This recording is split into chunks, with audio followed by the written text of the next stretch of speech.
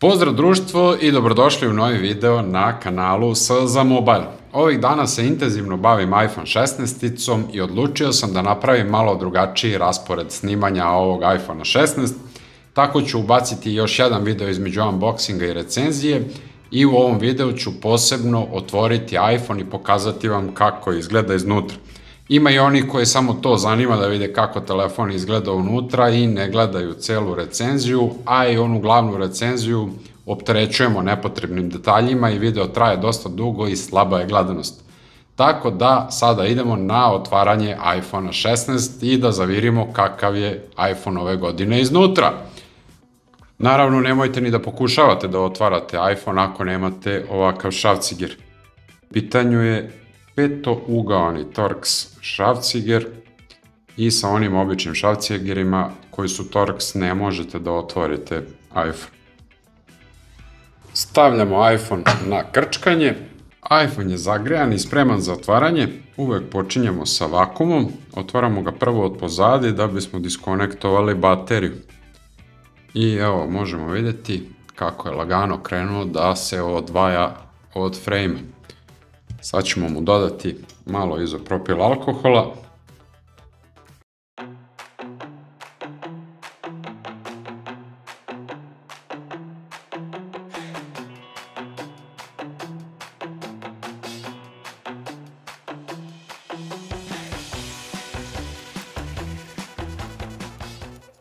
I možemo baciti prvi pogled kako izgleda iPhone iznutra. Znači, uvek ga otvarate sa leve na desnu stranu jer su tu ovi fletovi kojima je povezan ovaj poklopac baterije. I ovde sad opet imamo situaciju da vam treba opet jedan specijalni šrafciger. To je trouglasti šrafciger i ako njega nemate, opet ovaj metalni deo, to jest ovu zaštitu, ne možete da uklonite odavde.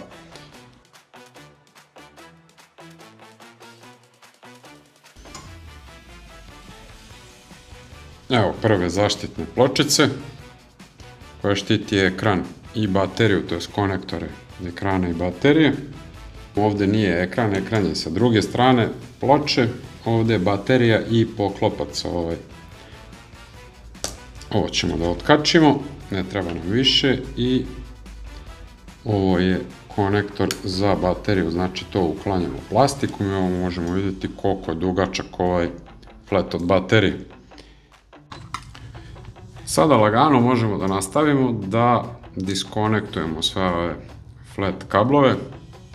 Svaki iPhone ih ima gomilu. Ima tu dosta još i malih šrafića kojih treba odviti. Sva sreća, obični su četvorougaoni, to jest krstasti, tako da ćemo to lako odviti. Evo vidite kako ovaj izgleda. I ovaj ne može nigde drugde osim ovde da se zavije. I opet gomila sitnih fletova, to je FPC konektora. I evo već prve komponente. Opa, ovo je znači kamera i 3D senzor za Face ID.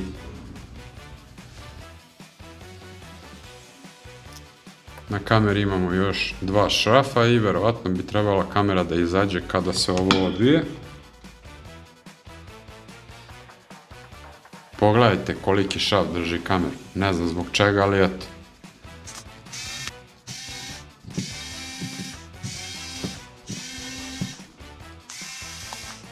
I sada bi trebali da uklonimo ovaj gornji zvučnik, tako je, ovo je gornji zvučnik. I treba da nam se otvori put da možemo da izvadimo kameru, ali kameru drži još jedan mali šrafčić, evo ga ovde sakriven, znači baš mora da se pazi.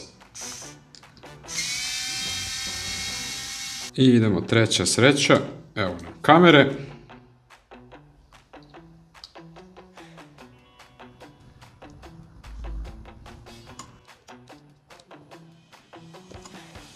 I sada kada je ovako sve oslobođeno, moramo da zagrejemo ekran, da ga otvorimo i da izvadimo matičnu ploču.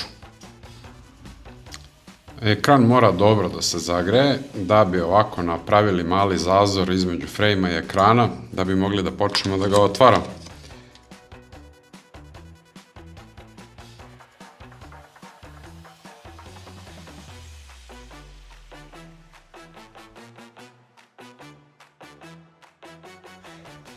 Bukvalno mora da budete nežni kao da radite operaciju na čoveku i naravno strpljenje. Ako nemate strpljenja za ovako nešto, nemojte ni da pokušavate uopšte da ga otvarate. I evo, ekran je popustio. Evo, možemo vidjeti kako to izgleda sa ove strane iPhone-a kada otvorimo ekran.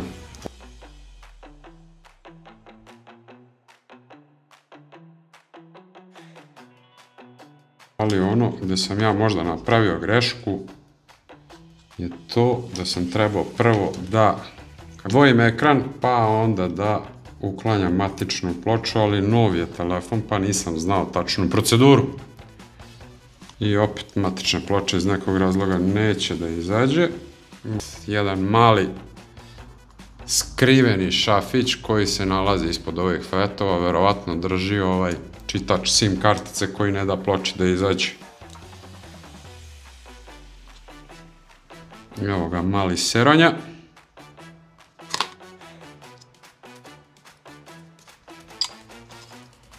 I napokon imamo ploču slobodno. Pogledajte vi ovo, još jedan šaf ispod ovog malog kog sam sad odvio ima još jedan veliki šaf. Ovo je prosto neverovatno, znači šta oni rade i čime se bave. Čemu ljudi? Ako ništa drugo, samo pogoršavate sebi proizvodni proces. Evo ga, još jedan ispod. I to opet drugačiji skroz. iPhone je rastavljen u sitne komade, ne baš 100% sitne komade, ali većinu komponenti je izvađeno i mogu vam reći odmah na startu da je vrlo zeznut za otvaranje, da ne kažem zajeban. Gomila sitnih delova i gomila sitnih šarčića i evo sad ću da vam to malo pokažem kako izgleda. Znači, ako ih nema 50 i ono manje više, svi su različiti i ove ovde nisam na kraju više imao gde da stavljam, pa sam morao ovako da ih rasporedim da slučajno ovde ne bi pomešao sa ovima. I ovo će biti teško vratiti, ali vratit ćemo. Pa da počnemo sa poklopcem baterije. Ovo je pohvala i prošle godine je ovako bilo na 15-ici, jer je sada poklopac baterije mnogo lakši za servis i mnogo lakše se zameni. Nekada je to bilo odlepljivanje laserom, krckanje, lomljenje stakla, grejanje duvaljkom, gorenje prstiju, svega i svačega se tu dešavalo i bilo je preskupo za servis. Ovde će sada verovatno malo biti problem što će ove komponente morati, kada se menja staklo, da se odvoje odavde. Ovde je sekundarni mikrofon koji služi za snimanje zvuka sa ove strane. Vidimo kako izgleda ovde. Ovo je charging coil, to jest Wi-Fi antena za punjenje i to je to što se nalazi na ovom poklopcu baterije. Ali glavna stvar je što je mnogo lakše za menjanje u odnosu na prethodne modele. Evo kako nam izgledaju zvučnici na iPhone-u. Ovo je gornji zvučnik i ovo je donji zvučnik, kao što možete videti, i zajedno u tandemu prave stereo zvuk. Ovo je Taptic Engine ili kako ga mi zovemo vibracija. iPhone za sve ima poseban naziv, pa tako i za ovo Taptic Engine. Evo nam ga čitač SIM kartice. Sljedeća komponenta je Face ID sistem. Ova dva dela su Face ID, a ovo je selfie kamera.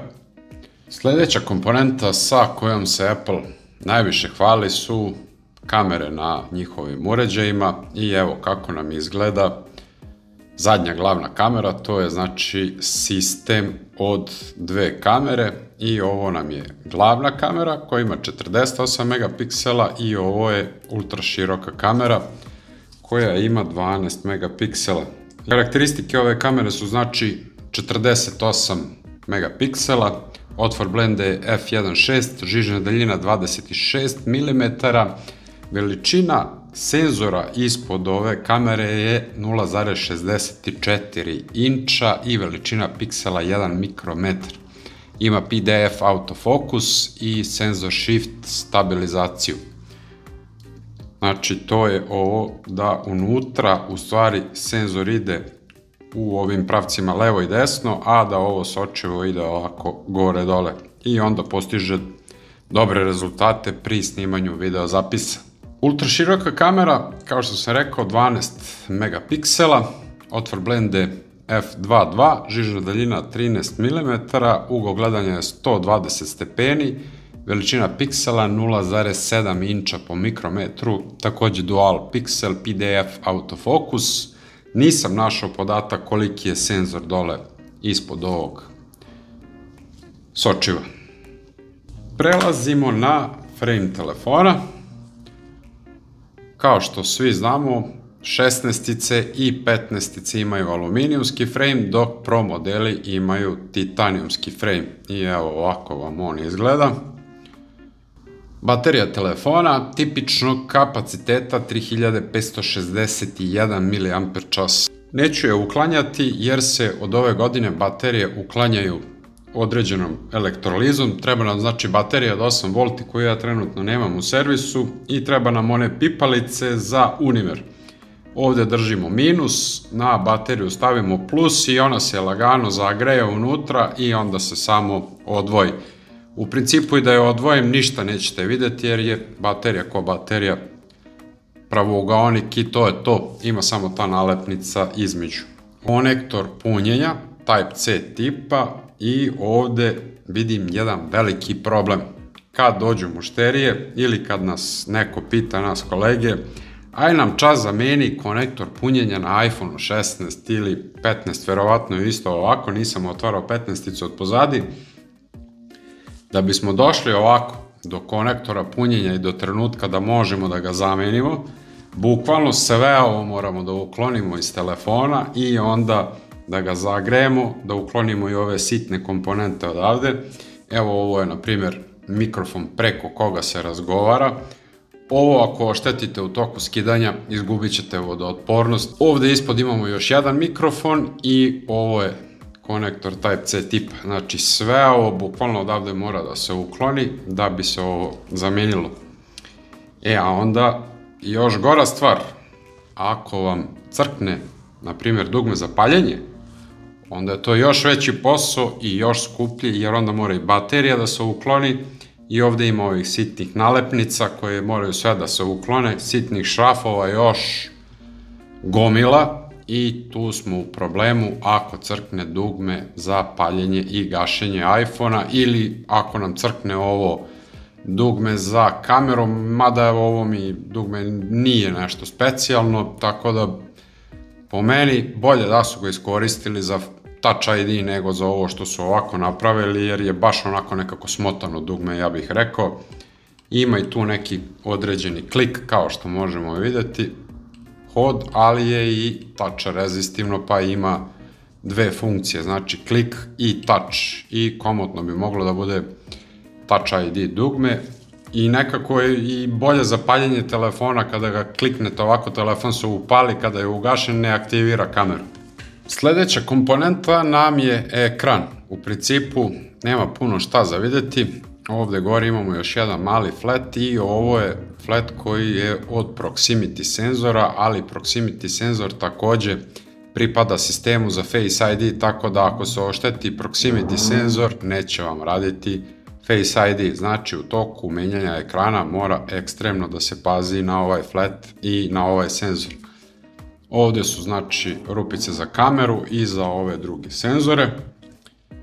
Sa donje strane imamo znači flat koji služi za ekran i za touch screen, sve je znači na jednom ovom flatu FPC konektoru i ovaj čip je zadužen za prepoznavanje ekrana na iPhone-u. Znači kada ugradimo neki drugi ekran, Preko ovog čipa iPhone će prepoznati da to nije njegov originalni ekran i ispisat će poruku da to nije originalni deo.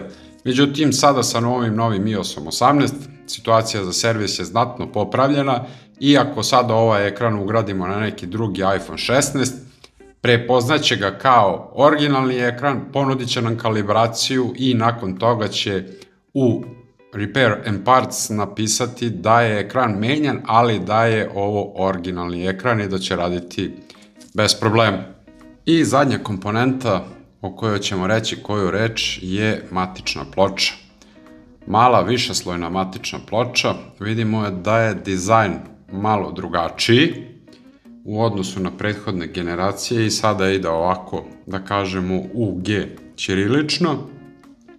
Evo ovde imamo oznaku za Apple i ovde se vrlo verovatno nalazi taj novi A18 Bionic.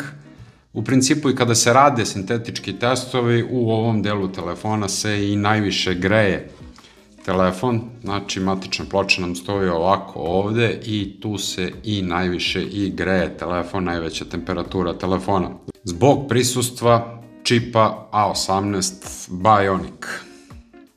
Evo kako nam izgleda i sa druge strane. Toliko o komponentama iPhone-a.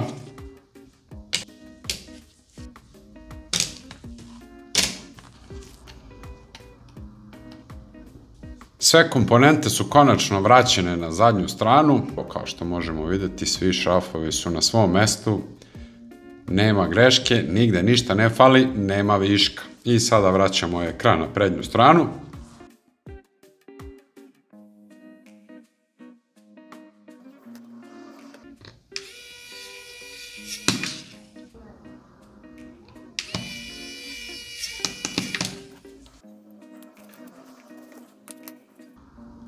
iPhone je sklopljen i spreman za dalje testiranje. Kao što možemo vidjeti, nema tragova otvaranja, sve je vraćeno na fabriku. Kao što rekao, znači idemo u dalje testiranja i mogu vam reći da sam se baš namučio da ga otvorim i da ga sklopim. Prvo zato što prvi put otvaram iPhone 16 pa ne znam šta će me dočekati i onda sam morao da budem obazriv da slučajno nešto ne oštetim. Nije ono kao po defaultu kada popravljam neki Samsung, već sve znam na pamet i mogu žmureći da ga otvorim, ali te ne.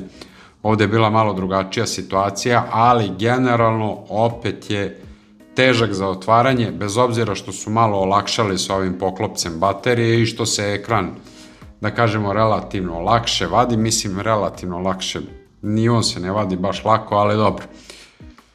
Trebalo je dosta vremena, znači da se otvori, rastavi i ponovo sve sastavi, vrati u fabričko stanje.